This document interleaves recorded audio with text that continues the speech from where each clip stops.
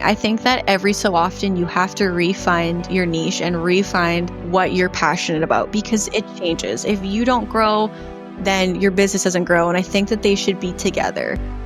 What happens when you blend warmth, nostalgia, and an intuitive eye for human connection? You get Kass Donaldson. In this episode, I sit down with a Winnipeg-based photographer known for her tender storytelling and use of digital, film, and Super 8 formats.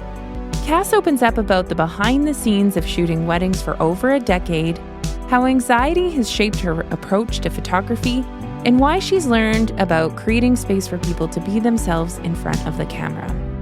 We also dive into her favorite rituals for calming her nervous system, why she stopped using shot lists, and how hiring a virtual assistant helped her reclaim her life. If you're a photographer navigating burnout, imposter syndrome, or simply wondering how to connect more deeply with your clients, this one's for you. Let's get into it. How are you feeling? I'm good. I feel out of breath, and I literally went to the dollar store without shoes. So hopefully they won't have like my photo on the wall saying like, do not let this person in. But that's hilarious. So you're barefoot? Yeah, I was like in a mad dash because I'm at my grandparents' house and he's got headphones, but they were dying like a candle in the wind. So I was like, okay, I'm so thankful we live so close to the dollar store. Yeah, wow. Shout out to Dollar Store. Yes. This episode is sponsored by No. Could you imagine? Yeah. Yeah, exactly. Maybe though. Yeah, maybe then you Dollar get Store. all the free headphones. Yeah. Yes. Well, okay, let's get into it. I'm excited to talk to you. As I was mentioning earlier, when I asked you to be on the podcast, you've got some fans out there. Like a lot of photographers are drawn to your work. They called you out by name to be a guest on the podcast. So welcome and thank you so much for being here. Thank you so much. And thank you to those two people that said my name. I appreciate it. Yeah. And so you've been a photographer for 10 years now. That's a long time. And mostly doing weddings and families? Yeah. When I graduated high school that summer, I second shot for quite a few wedding photographers around the city. I don't think I would have done it unless like they had asked me, because I was going to go to like photography school, because it's something I knew I really loved and didn't really know what area I wanted to go in. I knew I loved photographing people, but I didn't really know how to translate that to a job in what area. So I basically, the next year I booked out my own weddings, and then I've been booking my own weddings ever since. So it's been crazy, and it's almost weird to say that it's been 10 years because I'm like, how old am I? But yeah. So what was your first, when you think back to the first wedding that you did, what was it? What do you remember about it? I remember I advertised myself on Kijiji, and which I wouldn't recommend. And it was a very small wedding, and it was very different than the weddings I had been second shooting because those photographers had been doing it for so long. But it was really nice to be able to shoot for different people with different styles and then kind of combine those and take little pieces of that into creating my own style. But yeah, it is weird thinking about my first weddings. I see those people sometimes now because now they have families, which is really nice. And it's wild to think back at like little old me doing a wedding. And I was so anxious. I didn't even have, like I had my license, but I was so anxious to drive on the highway that my grandpa would drop me off. Aww. Like, to think where we started, you know? Yeah. And how much has changed since shooting that first wedding for you? Like how much has your style changed or your process? That's a really good question. I think everything's changed almost. Doing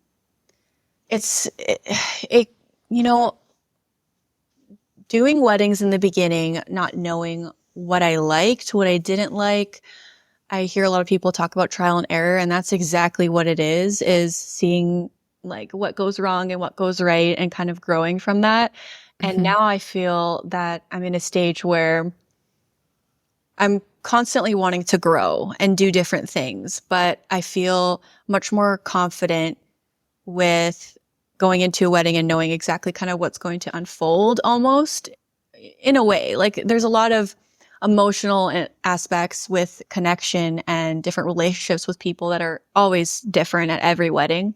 But at least I kind of know what to look for now and know what to observe and how to observe it. And I'm much better with people. I think that's my favorite part is interacting with people. Yeah. If I leave a wedding and I've had like the parents or the grandparents or someone come up to me and say, "Oh, you did such a good job. You were great to work with." That's when I know I'm like, okay, that's awesome. You're I've doing done a great. good job. Yeah. Yeah. What keeps you coming back to doing weddings after all these years? What is it that you most enjoy about them? I think that it's the aspect of seeing different relationships play out throughout the day. I love, I'm a huge people person in the way where I really like to get to know people. Like it's really hard for me not to ask you a million questions right now, because I just want to know so much about everyone. I think everyone's so interesting, and being in an environment where you get to not only see a very important day happen for them unfold, but hearing about them as a couple and them as individuals from their friends and their families, and then also seeing that relationship in person is so special to me. Right. I think that it's something that you can't create doing like either just like portrait photography and stuff, at least for me. And I think I gravitate more towards weddings and couples and families because there's different things happening all at once.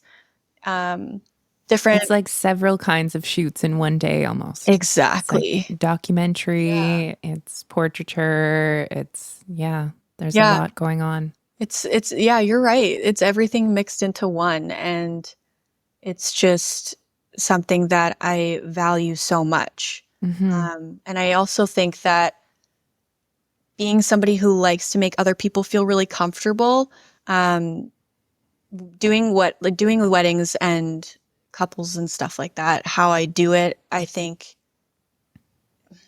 there's people who like most people that come to me say they're not really comfortable in front of the camera and they don't really know what to do, and as most people do, but they usually say they value like those candid memories versus being very staged and posed. And because I love doing that, I love giving that to people. I think it's really special to give people something that not only makes them comfortable in the moment, but then they look back at and they realize they were being themselves. Right. They can see themselves. How do you do that? Like, how do you capture that essence of your couple during the day? Are you just always snapping, or do you have prompts that you use? I try and stay away from specific prompts because I really want people to look at their gallery, and then if they look at another person's gallery, see that they're different because they're different people. And I want to bring out their personalities and their unique relationships with people because that's what we want to remember. When we are out with our friends and we're taking photos with our iPhones, we're much more relaxed and open and silly, and very rarely do we want to like frame or put as our background the one where we're all just standing and smiling. It's more the ones where you see personalities come out. So laughing or they speak something.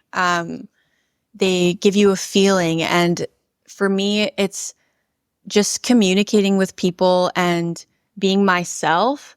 I think the more open you are and the energy you give to people, they mirror that energy. So if you're more, which maybe this is just my opinion because everyone does so well if they're introverted or not, but if you're more shy and reserved, it may be easier to get those like fly on the wall moments. But for me, I want to do the fly on the wall moments, but also have memories where if they're in front of the camera, they also have a good time.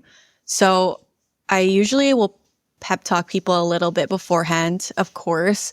Like say it's the bridesmaids and the bride. I'll go up to them and say, hey, like, I just want you guys to know that nothing you do is wrong. And I don't want you to feel shy in front of me because these are photos for this couple, like for your friend.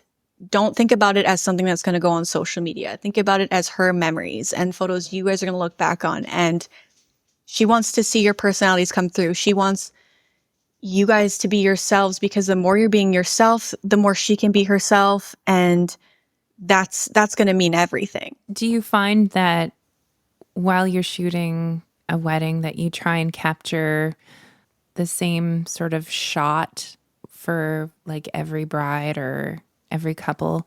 And what I mean by that is I can think of specifically like some shots where, you know, like it's kind of like peeking through a door, looking at the bride getting ready, or, you know, where the dad looks at his daughter for the first time in her dress, or like the bridesmaid's reaction when the bride comes out.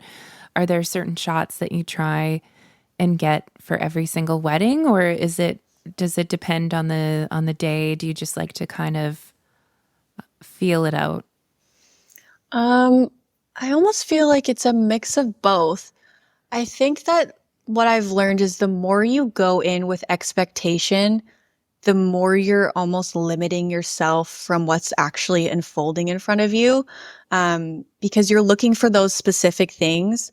And if you're almost obvious about it, it's not going to happen naturally.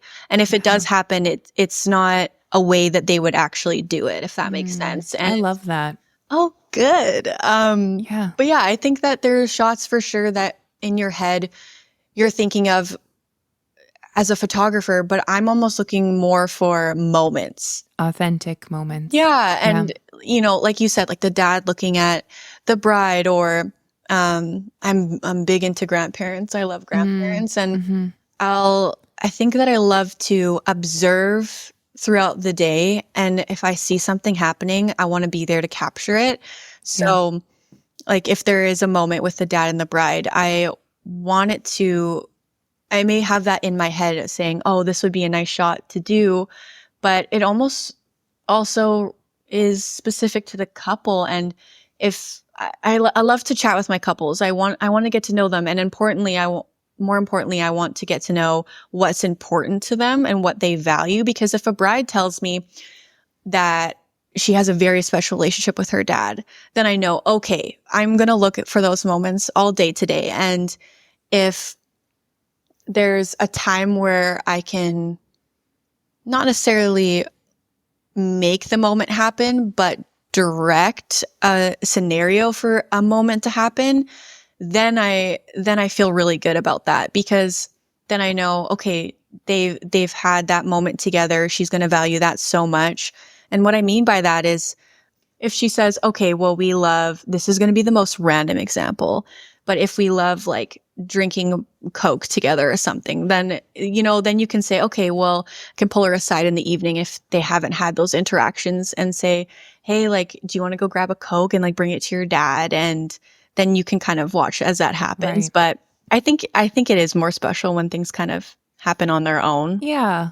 That's really nice that you think about those little touches. Like it seems like you're really thinking about, okay, this photograph is going to mean something, or like the connection in this photo is really gonna be special for them because I have this knowledge of already what they enjoy to do together, or like the bond that they have, which I think is really nice. I appreciate you saying that about not falling into the trap of having like the strict sort of shot list, I guess, if you will, and more or less making it more dynamic for the couple, like, you know, throughout the day, making it more special. Yeah.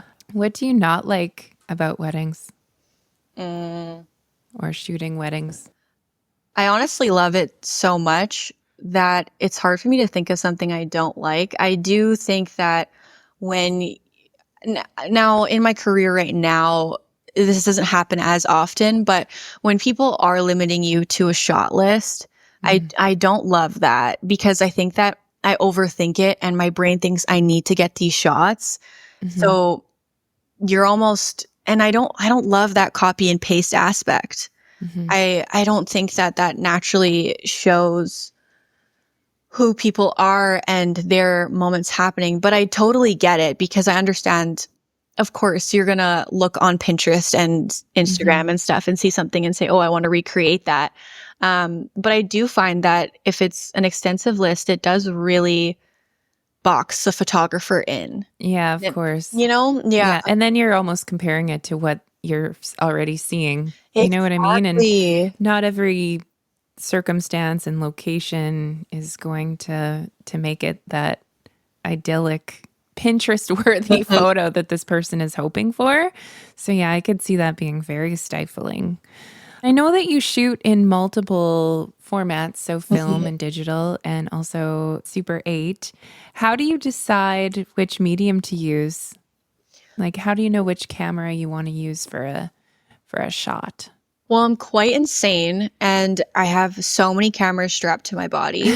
How many? I want to know. I have the 2 digital and then I have the film here, and then I'll have another film strapped here. And then if I'm carrying the Super 8, it's in my other hand.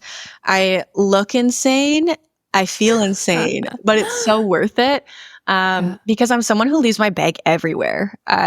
You just get caught up in the moment, and it's harder for me to go grab the camera that I want to use and like almost break away from that moment that's happening.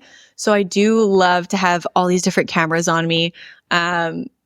And I think that for deciding which camera to use, I'm somebody who I'll think about a shot, and if I think about how it would look in digital and film and Super 8 and deciding between them, it's kind of like I want them all on. Like if I see a moment happening, I'll try and get it on almost all of them. Super 8's a little bit different because for a ceremony, like sometimes I'll bring an assistant to help me with Super 8 because there are moments where like their first kiss or them walking down the aisle that I know I have to prioritize photo for.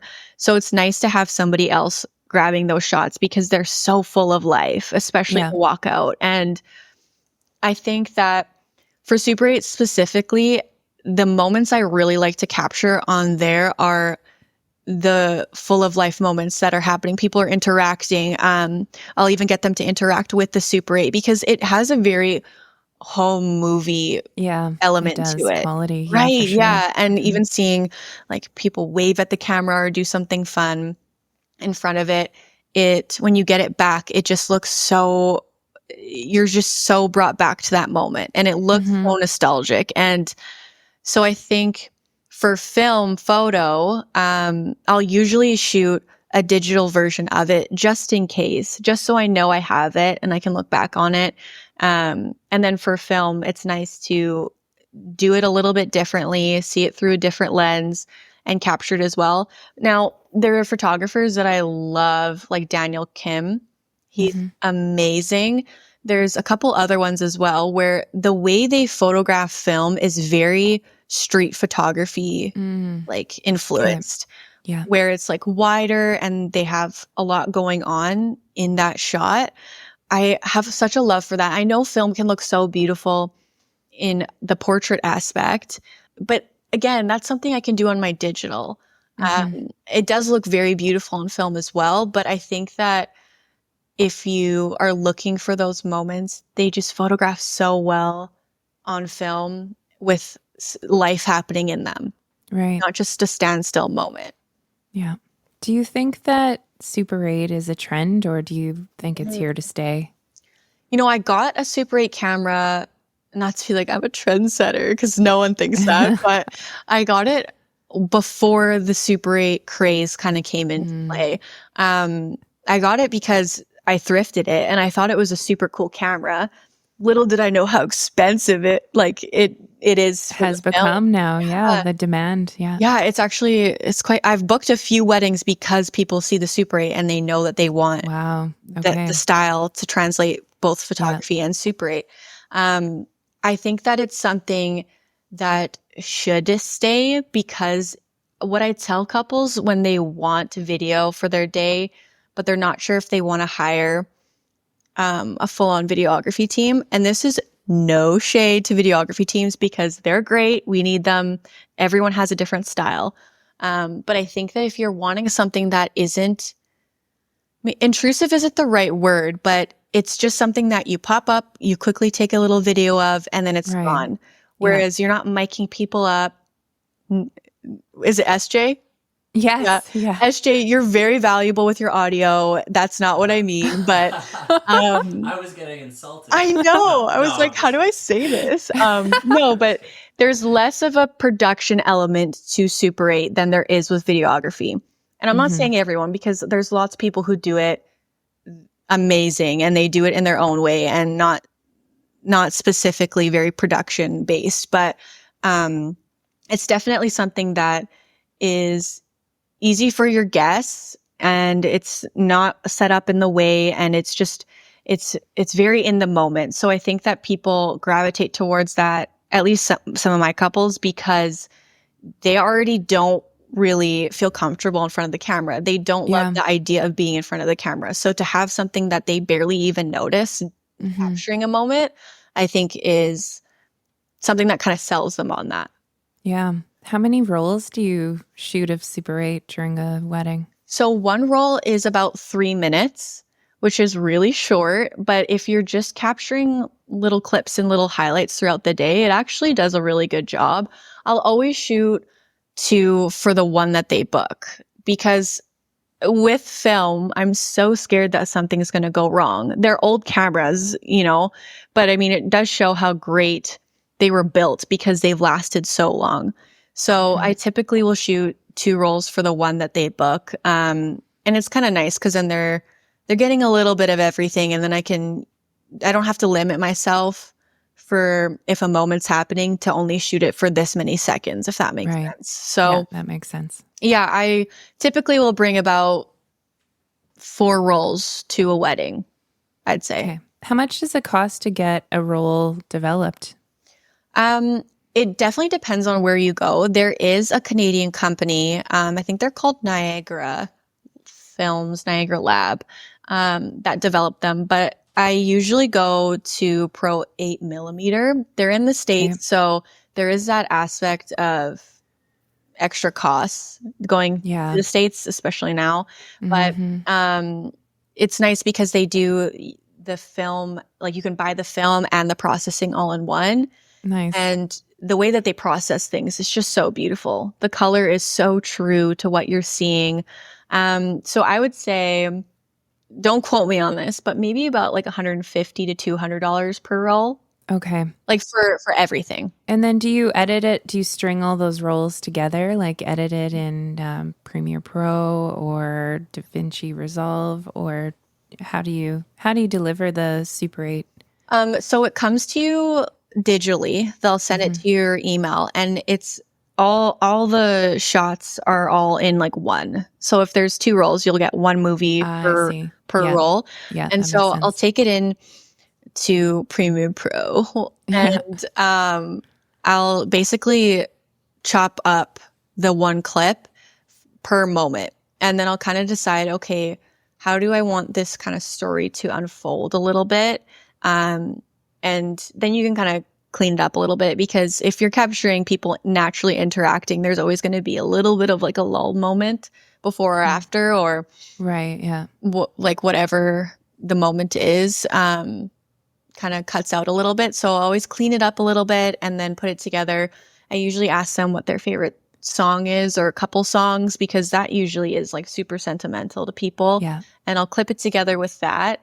I usually always give them one without audio as well, just so that if their favorite song changes, they can always put it to something else as well. And then I love to I'll take little clips, and there's an app called Jiffy, I think. If you pop that clip in, it'll give them that little GIF, which is just like, what a GIF cute. is. Yeah. And people love that too, because it's just like, if they just want to post like a little moment of it versus the whole thing. It's a little sneak peek into it. Yeah. How do you make someone feel comfortable that you've just met and you're now photographing their like biggest day? Yeah. It's, I had a wedding a couple years ago in Hawaii, and I had never met the couple. And recently, last year, I had one in Kelowna and they were from Australia. So we had a couple phone calls beforehand. It's really nice to chat with people and have it not be a sales pitch, if that makes sense, and have it more be a conversation. Because if you're talking with someone and asking them, oh, what'd you do today? Like, how's your day? Like, that's how your friend would call you and ask you about, and it makes you feel so comfortable with that person instead of having it just be to the point and very like businessy, business based. Yeah. I think that's important to be business based, but at the same time, there's time for business and then there's a time for like chit chat and to get people's personality. And that's how you get to know them and what's important to them. And I think that having those prep phone calls beforehand is something that's great because then they see you and they've already talked to you like you're an old friend, like there's someone you've already known for so long. And I try and go into a day with that energy so that people understand, oh, she's relaxed. She's so calm. She's just like one of the girls, like one of those sort of things, which might sound a little bit cringy, but no. I want people to feel at ease, and to make them feel at ease, you make it less of a big deal than it is in that moment. Yeah.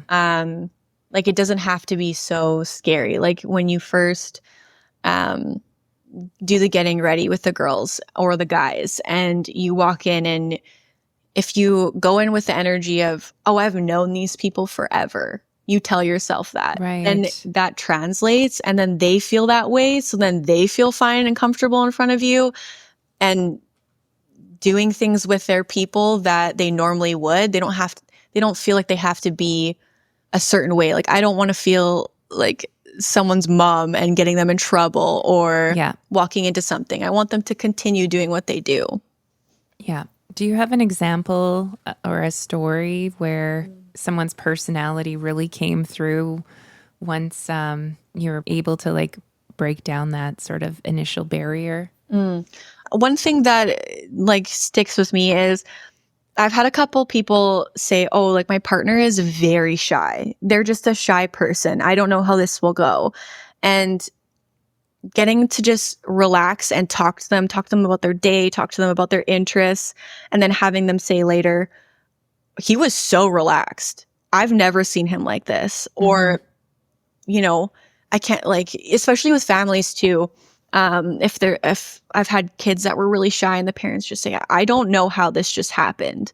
That's something that really sticks with me. And I'm like, okay, maybe this is what I should be doing, because to get someone who's more shy to be able to do the photos and do it in a way that they love, and then they're a part of the whole thing, is just, it's something I can't really give you like a guidebook on. It's just something that kind of happens, and it's really special. And I also think of like groomsmen with their groom, like their buddies, right? And I'll ask, okay, well, how long do you guys all know each other?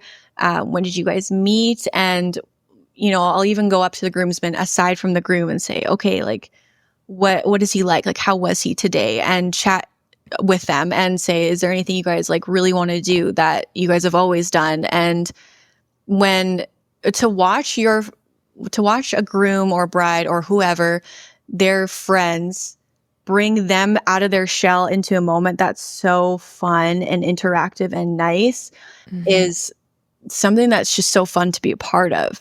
Yeah. Well, I think it's a testament to you and your ability to just be like warm and welcoming and actually show an authentic like care for the person that you're photographing. That's so nice. You're so sweet. I mean it, honestly, because I think people, they're nervous or anxious. It's a big day. There's a lot going on. But I think even just from speaking with you for this short amount of time, like there's definitely like this, you're very warm and like a calmness to you. And I think that is probably what helps people relax during their shoots with you, Oh, which thank you leads so much. me into the next thing, which I find also so surprising, but you're very open about anxiety and how you feel like you struggle with anxiety. And Yeah. I'm wondering if how going into a shoot, like that's a big day, there's a lot of stress. Like, do you have any rituals or mantras or tricks to like help calm your nervous system before going into a big shoot? Yes, I definitely have so many, and I just think that if you're very in your head and you're very anxious, something I've been telling myself recently is the more pressure you put on yourself, the less joy you get to feel. Even for this, I was so nervous and so anxious, and I was just telling myself, this is something that's so fun. This is a fun opportunity. If you're anxious and you're hard on yourself and you're in your head, you're not present and you're not taking in all the fun that this is. This is a new Exactly. opportunity and an experience. And I think that if you're on your way to a shoot or like starting a wedding and you're feeling anxious, it's really nice. One, obviously, a great tip for everyone that everyone probably knows is to play music that really, really calms you down or speaks to you or gets you in a mood. And then telling yourself, these people hired you for a reason and they're not, one thing that always kind of gets me is there's a huge comparison aspect to everything, right? And I think that with social media being the way it is versus when I started, there was a lot less to look at before, and now it's all over everywhere, right? Yeah. So if you're thinking to yourself, oh, how would this person shoot it? Am I going to be good? Am I going to shoot it this way? You're not realizing that your couples are most likely not consuming all the content that you're consuming. They're not comparing A to B. They're just thinking, I really hope this goes well. I hope we get some good photos. So you're putting that pressure on yourself and it's taking away from what's really going to happen in front of you. It's nice to just breathe and keep reminding yourself, you're here for a reason. Do the best you can do with what you're given and don't be so hard on yourself. Don't compare yourself to everyone else. Just shoot the way you want to shoot it. And it's almost better that way because you're not so boxed in and you're not thinking this is like, I think mood boards are great, but I think that if you're stuck on a mood board and you're looking at these images and something is happening in front of you that's not on the mood board, you're almost panicking. You're almost thinking, oh, how do I shoot this now? I don't have a vision for this. Whereas if you're just free and go into it with a blank slate of mind, always tell myself, let your thoughts go, blank slate of mind. Then you can shoot more creatively. You can shoot a shot the way you typically shoot it. And then you tell yourself, how can I shoot this more creatively? How can I shoot it through a different perspective? Now, I know there's one thing that you've made a change with your business and it's really helped you. Do you know what it is? Getting an assistant? Yes. Yeah. Oh. Was that hard for you to get an assistant? Are they full-time? Are they part-time? What is their role? So I think that what was happening, which is something that I would say if you're newer into it and then you go full-time and then things are really busy for you, I think you have to kind of almost look at what kind of person you are outside of your job. I'm not a very organized person. I'm very everywhere. And when there's so many things happening, especially during wedding season, it's really hard to communicate with everyone and make sure everyone's good and to follow up with everyone and get those things booked in. And I felt that during wedding season, when it's shoot a wedding, edit those weddings, and your brain is just like on that routine of things, I was getting behind on communicating with people. And that was something that I really didn't want to be a reflection of who I was and how I wanted the experience to go. I wanted them to feel cared for and seen and not just another wedding in the wedding book, if that makes sense. Yeah. So, I looked at a few instances where I said, okay, well, I missed emailing this person. This person doesn't know what's going on, or I don't know this information that I would love to know. I thought to myself, okay, well, how can I how can I do that where I'm putting less work on myself? And so I thought, okay, well, maybe I'll get an assistant. And that was really scary because it's something where you almost have to have a lot of confidence in yourself to say, I need an assistant, Yeah. and to hire someone and say, oh, is there going to be enough work for them? There is. If you need it, you need it. And no matter how much work it is, it's such a big help because now I can go to my shoots and know I have all the information and know that if somebody emails me while I'm at a shoot or when I come home, they're being cared for and looked after. And it also frees up my life. I didn't have a life before. I had no time with family and no time with friends. And I really let my job become who I was. And that's really hard because when you can't separate yourself from your job, the lines are blurred and you're really confused on, like, you're photographing people's life happening, but then you're not having a life of yourself. So that was really hard, and that instantly caused burnout. And I thought to myself, how can I keep doing this? And then it also induced my anxiety and my panic because I thought, okay, well, I have these weddings booked. How am I going to do this myself? So having somebody who I got to know very, very well, and I told them my business is about being personable. It has a huge personality aspect to it. So to be able to chat with them and then them get to know who I am and how I would maybe respond to something or how I would approach a situation is so helpful because they're getting a version of me or still a version of what they're going to expect from me when they meet me from this other person, but in a much more organized tone. And it's been really great. It is honestly the best thing I've ever done for my business and my life. Well, that's pretty crazy. Like marrying my husband, yes, that was also very good for my life, but it's been life-changing. It's helped with everything, the stress, the anxiety, client communication. And I feel like it's also helped book more. Because you're responding faster. You have that organized aspect. People know you've got something going on and they're still getting a response from you and for what they need. And I think that really appeals to people who don't want to be left in the dark. What would you say to someone that has a fear that it'll cost too much, that they can't afford it, but do need it, and someone that is maybe having trouble letting go of control? Okay, well, those things are things that I dealt with for sure. So that's a great question because I did ask myself, can I afford this? Is it going to be worth it? Are they going to make enough from this? Am I going to give them enough work to have?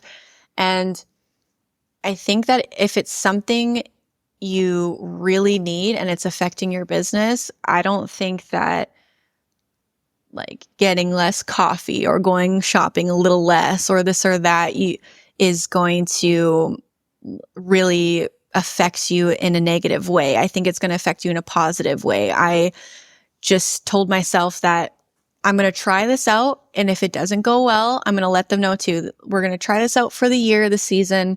And if it's something I can't afford anymore or it's not going very well, then I won't do it anymore. I think trial and error is everything.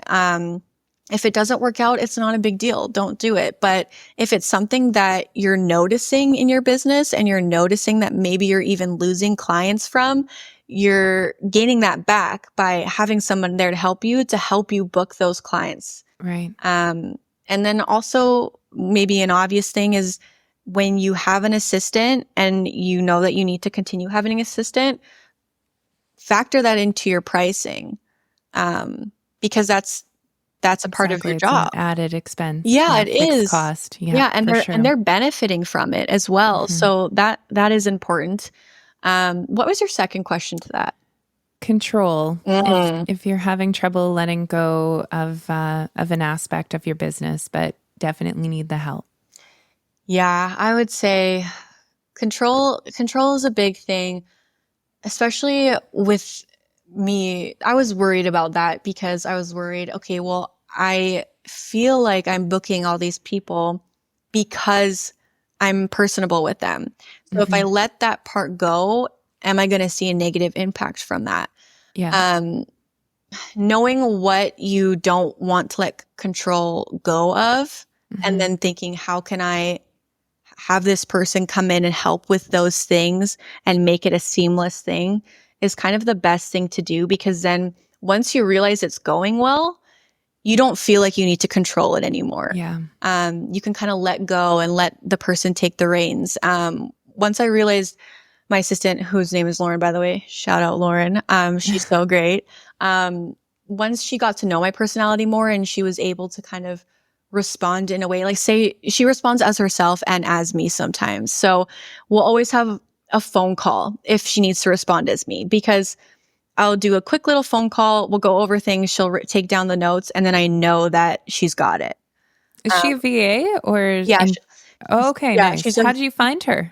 I basically kind of put on Instagram that I was looking for an assistant virtually. These were kind of the things I was looking for.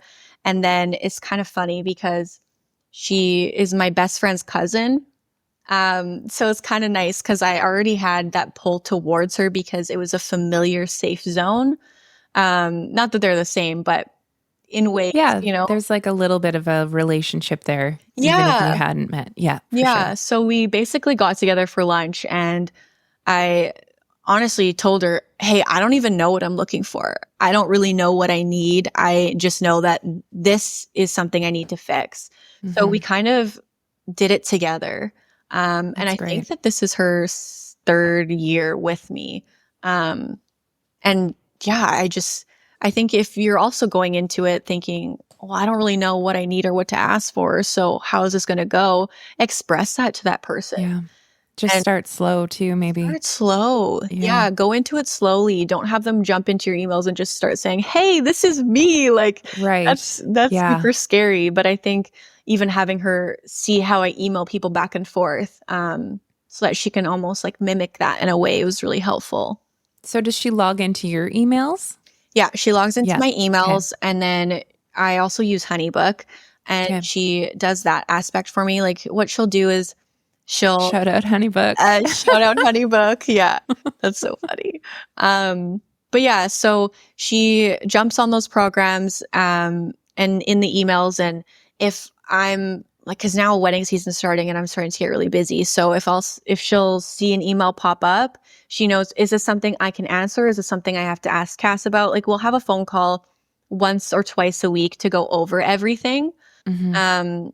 Just because, again, control, it's nice to be a part of what's going on and looped in so that you're not confused when someone brings something up. Right. And so, yeah, she jumps in, she does some of the emailing, the scheduling of some shoots, and then she also sends out proposals for me. What's next for you? Where do you see yourself in 5 to 10 years? Oh my gosh, that's such a scary question. Your little eyebrow raise was so cute. You're like, yeah. I used to practice the eyebrow raise as a child. Did in the mirror, I'd like practice. That's the cutest thing I've ever heard in my whole life. And I feel like I can picture you as a little kid right now. My God. That's so cute. I can remember like lifting it up and practicing. God. Yeah, to be a child again and why were you so much time? The eyebrow raise? That's a great question. I don't know. It's so funny. I think I've just always kind of been like a bit of a goofball at heart. That was the thing that I was like, okay, this is really gonna set me apart. It does. My eyebrow raise. Sorry, I totally forgot. Oh, what do I see myself? Well, in 5 years, I'll have the eyebrow raised down for sure. Nice. That's perfect. my first goal at this point. No, it's funny because I have, as you know, I have anxiety, but I also have panic disorder. And what panic disorder does for me is I think of not just the moment, but I'm like, okay, what is this going to mean for me down the road? I think so far in advance. And I remember being very anxious about, can I do this when I'm this age or this age? What is it going to be like? And I think that I'm not as nimble as I was at 18 and I cannot do triples anymore like I could, but I think that it's something that I'm so passionate about. I would love to be photographing weddings still. I think that in a smaller capacity, every year I tell myself, you're not going to book as much as you did last year. And then every year I have 30 weddings. And I'm like, what did I do? That's amazing. So to do less, which means charging more, because, that's kind of what it goes into it, would be really, really special. I also think that finding my niche again would be amazing. I think that every so often you have to re-find your niche and re-find what you're passionate about, because it changes. If you don't grow, then your business doesn't grow. And I think that they should be together. I think that it should reflect where you're at in life and what you want to do. And right now, I'm really loving the smaller weddings because they're packed full of moments and interactions versus like a big wedding where a couple can't talk to everyone that's there. They're only talking to a certain amount of people because they can't. So I think that refinding what inspires me and what my niche is then and diving into it would be so fantastic. So you're just open to whatever oh my gosh, is I'm to come. so open. Yeah, that's good. I think that if, like I said, if you have this expectation on life or on anything, even a vacation, if you're like, this is what I need to do, this is where I need to go, and those things don't go right or how you pictured them, it's more of a gut punch. So I'd rather be open to whatever comes my way and make sure that I'm happy and enjoying what I'm doing. That's most important. Yeah, if you're not passionate about this job, it's going to burn you out so fast. Oh, hands down, 100%. Yeah. I just want to say thank you so much for spending your afternoon with me. I loved our first date. It was so good. I'm so sorry I was late to our first date. Oh, no. Well, that's okay. You sound amazing because of it. Perfect. Where can people find you and get in touch with you? Instagram for sure is mainly the social media that I use. And then KassandraDonaldson.com. Perfect. But call me Kass for sure. Okay. Thank you so much for tuning into this episode of Artist Date. If you enjoyed it, please take a moment to subscribe and leave a rating. It really helps more creatives like you discover the show. Don't forget to follow along on Instagram at Artist Date Podcast for behind-the-scenes updates, inspiring content, and more. New episodes drop every Tuesday. Can't wait to connect with you again soon.